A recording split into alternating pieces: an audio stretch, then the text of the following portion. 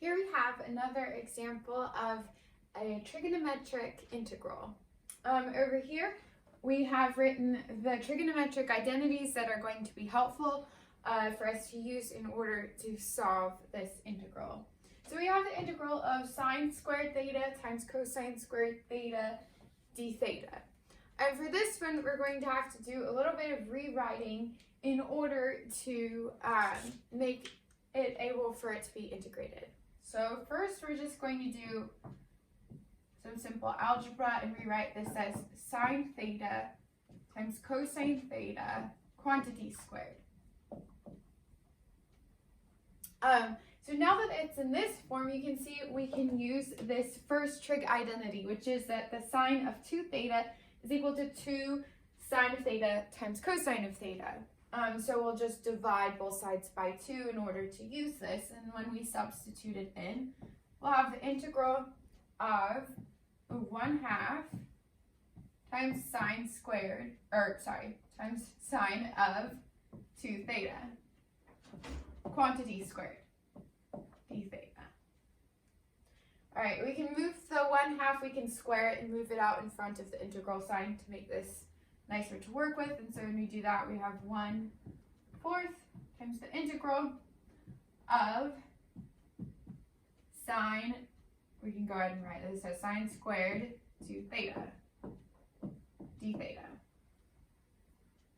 All right, so now we're going to have to use our second trig identity because we're still not able to integrate this.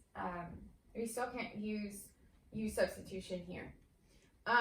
So we'll use this one, which says that the sine squared theta is equal to 1/2 minus 1/2 cosine of 2 theta, which is sometimes called the half angle formula or the double angle formula, depending on which direction it goes. You can get one from the other. So we'll go ahead and rewrite that. So we have 1/4 times the integral of 1/2 minus 1/2 cosine of 4 theta, d theta.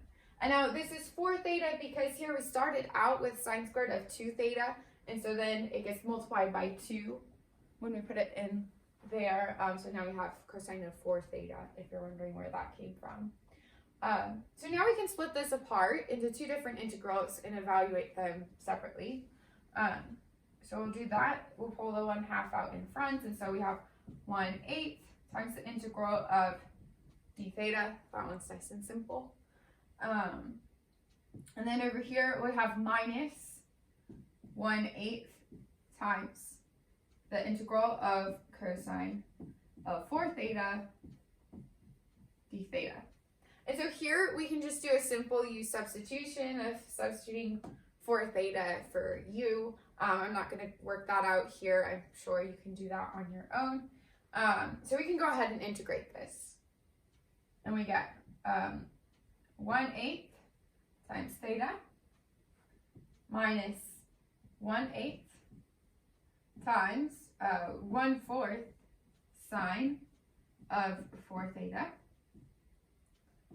And then plus c, since we are evaluating indefinite integrals, we always need the plus the constant. And you could leave your answer like this or go ahead and multiply out this 1/8 and 1/4. But here, the trick was knowing which trig identities to use, and that can be kind of difficult at first when you first see a problem. But for this one, we used these 2. You can find the rest of those on reference page 2 of your formula cards on your ebook. Those will be really helpful for evaluating trigonometric integrals.